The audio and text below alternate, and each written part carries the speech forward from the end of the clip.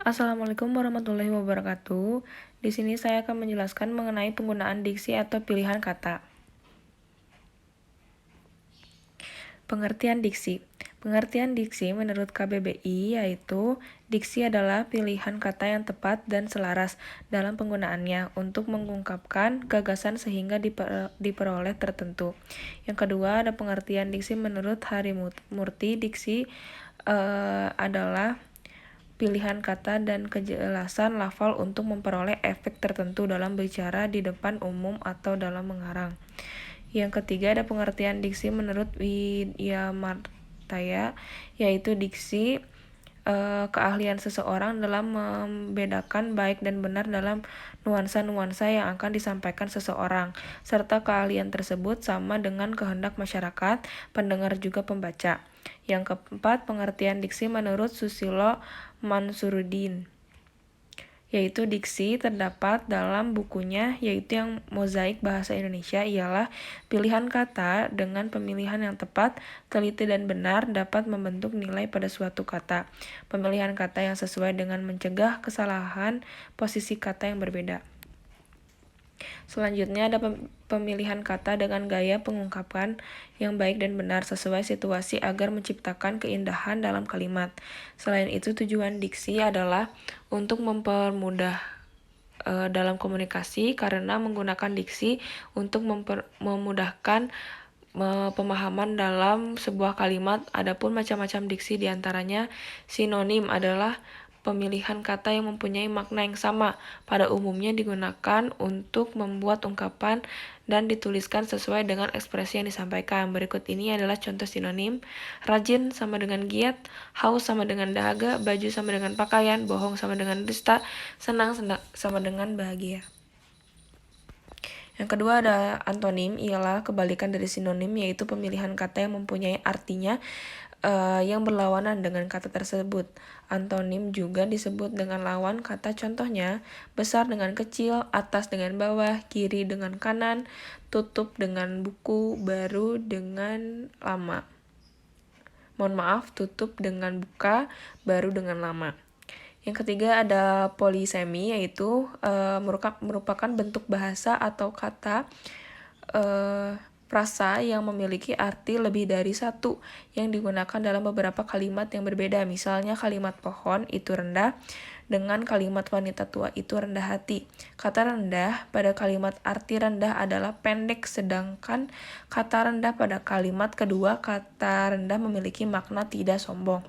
Lalu berikutnya ada homograf, yaitu pemilihan kata yang tulisannya sejenis tetapi memiliki makna dan ejaan yang berbeda. Homograf lawan dari homofon yang tulisannya berbeda tetapi pelafalannya sama. Contoh, homograf kata apel. Apel biasanya bermakna jenis buah-buahan yang dihasilkan dari pohon apel, biasanya berwarna merah, kuning, dan hijau. Dan kata apel ada juga yang bermakna kegiatan yang sering dilakukan di sekolah seperti upacara, yang biasa disebut apel. Lalu berikutnya ada homonim, yaitu merupakan kata yang memiliki kesamaan tulisan dan ungkapan tetapi arti dan bunyinya berbeda. Misalnya kata bulan atau kalender dan bulan dengan benda langit yang merupakan satelit bumi. Lalu ada hiponim, yaitu sebuah frasa atau kata yang terwakili oleh kata lain. Hiponim bisa disebut kata-kata khusus dari kata umumnya. Contohnya, kata hiponim pocong, kuntil, anak, genderuwo adalah kata-kata khusus dari hantu. Lalu ada hipernim, yaitu hipernim kata umum yang sudah mencakup kata lainnya. Contohnya sayuran, kata hipernim untuk kol, wortel, bayam, dan lain-lain. Selanjutnya ada syarat-syarat diksi. Syarat-syaratnya untuk dapat menghasilkan cerita yang menarik dengan pilihan kata, maka diksi yang baik itu harus memenuhi syarat-syarat di bawah ini, merupakan diantaranya ketepatan dalam melakukan pemilihan kata dalam menyampaikan suatu gagasan. Pengarang tersebut harus memiliki kemampuan untuk dapat membedakan secara tepat nuansa makna sesuai dengan gagasan yang ingin diutarakan dan kemampuan untuk menemukan bentuk yang sesuai dengan situasi serta nilai bagi pembaca. dan selanjutnya menguasai berbagai kosakata serta mampu untuk dapat memanfaatkan kata tersebut menjadi sebuah kalimat yang jelas, efektif, serta mudah untuk dipahami atau dimengerti. Selanjutnya ada persyaratan dalam ketepatan diksi, yaitu menurut Gorskeraf ada beberapa syarat dalam ketepatan diksi, diantaranya penggunaan kata konotasi dan denotasi secara cermat. Yang kedua, penggunaan kata sinonim atau hampir sama maknanya secara cermat. Lalu dapat membedakan kata-kata yang memiliki ejaan yang mirip. Dan penggunaan kata kerja pada kata depan harus secara idiomatis. Lalu harus dapat membedakan kata khusus dan umum dalam tulisan atau pidato agar ketepatan diksi terjamin. Memperhatikan pemilihan kata yang tepat secara berkelanjutan dalam suatu tulisan ataupun pidato. Selanjutnya ada fungsi diksi, yaitu diantaranya dengan diksi ini maka suatu kata akan dapat lebih jelas arahnya dan penggunaannya. Kata tersebut akan terasa tepat dan juga sesuai dengan dalam penggunaannya. Ketepatan pemilihan kata atau diksi ini memiliki tujuan untuk tidak menimbulkan interpretasi ataupun tafsiran yang berbeda antara penulis dengan para pembaca.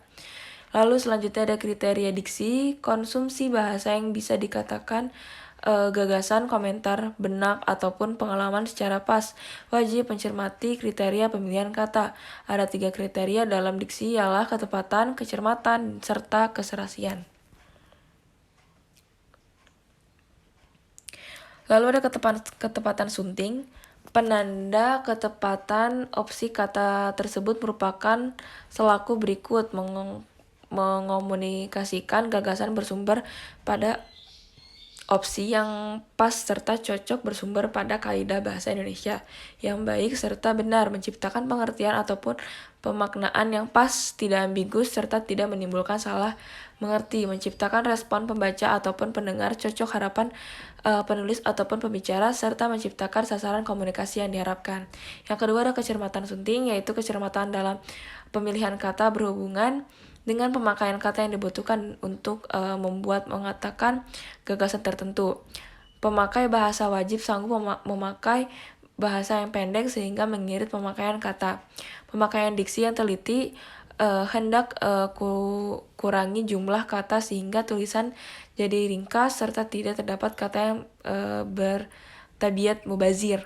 Tidak hanya itu, pemakaian bahasa wajib sanggup menguasai pemicu terbentuknya kemubaziran kata. Kemubaziran kata ialah pemakaian perkata yang kehadirannya dalam konteks konsumsi bahasa tidak dibutuhkan. Uraian terhadap kemubaziran kata bisa menjauhi pemakaian kata yang tidak butuh dalam konteks tertentu. Selanjutnya ada keserasian sunting. Keserasian dalam diksi berkaitan dengan kesesuaian pemakaian perkata yang cocok untuk konteks konsumsinya. Konteks konsumsi dalam diksi berkaitan dengan aspek kebahasaan serta aspek non-kebahasaan. Aspek kebahasaan ini meliputi kesesuaian kata dengan konteks kalimat serta pemakaian wujud gramatikal. Tidak hanya itu, aspek kebahasaan pula berkaitan dengan pemakaian idiom serta pemakaian kata yang umum. Sebaliknya, aspek non-kebahasaan yang berkait dengan diksi ialah suasana pembicaraan, sahabat bicara ataupun lawan bicara, fasilitas pembicaraan, kelayakan tempat berdialog, serta kelayakan pemakaian waktu sepanjang pembicaraan berlangsung. Selanjutnya ada penggunaan diksi, yaitu penyusunan puisi sunting. Penyusunan puisi membutuhkan diksi yang teliti. Pemilihan kata di dalam puisi wajib dipertimbangkan secara merata dari segi arti, lapisan bunyi, serta ikatan antar kata dalam baris serta bait. Pemakaian kata di dalam puisi bertabiat konotatif sehingga diksi mempunyai peran berarti. Pemilihan kata mempengaruhi pada jumlah arti yang bisa dipikirkan oleh para pembaca puisi. Dalam penyusunan puisi, diksi wajib indah serta selaras. Diksi di dalam puisi ditetapkan oleh waktak dan puisi tersebut. Sifat-sifat ini ialah waktak yang bisa diamati secara emotif dan objektif, imitatif, serta konotatif. Selanjutnya ada penyusunan naskah drama tragedi sunting. Diksi ialah salah satu bagian dari drama kejadian. Pemakaian diksi di dalam drama kejadian merupakan buat memperjelas etika seorang dalam kata-katanya. Konsumsi diksi di dalam drama wajib sama semacam pemakaian diksi pada penyusun prosa serta puisi. Sekian dari saya, mohon maaf apabila ada kesalahan kata. Wassalamualaikum warahmatullahi wabarakatuh.